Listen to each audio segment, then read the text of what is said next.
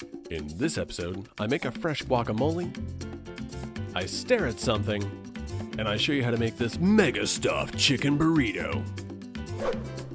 Welcome back to More Approved. I'm James. Today I'm going to show you how to throw together a quick guacamole, and then we're going to take that guacamole and throw it into a giant chicken burrito. For your guacamole, take an avocado, cut it down the center, remove the stone from it, and then take a knife and carefully go through, make some vertical lines on it.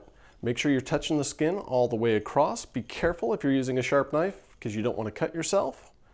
And then just go back the other way, make some hash marks.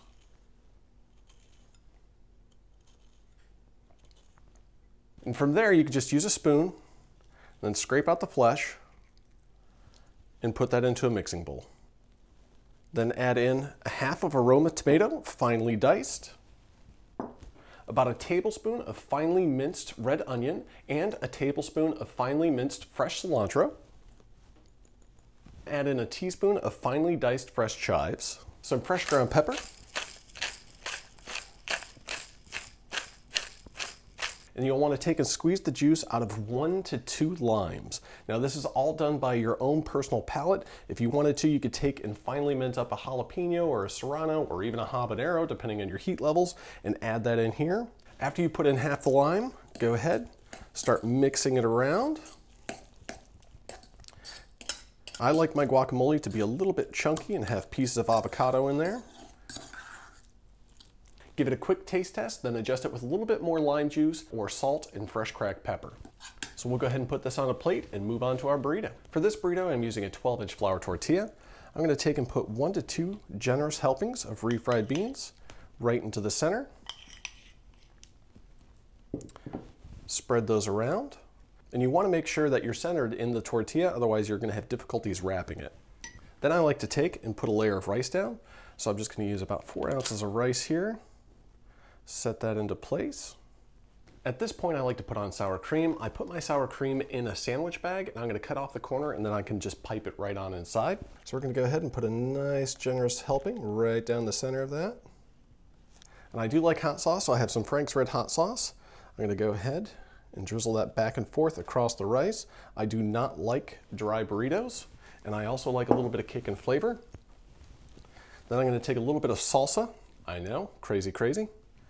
And put some salsa right on the center of that, all the way across. You could also use a fresh pico de gallo if you wanted. Take some cheddar cheese, set that right across. Then I'm going to take some more rice, put that over the top of that. After that, we're going to take some of our fresh guacamole. I'm just going to layer that on there nice and gently.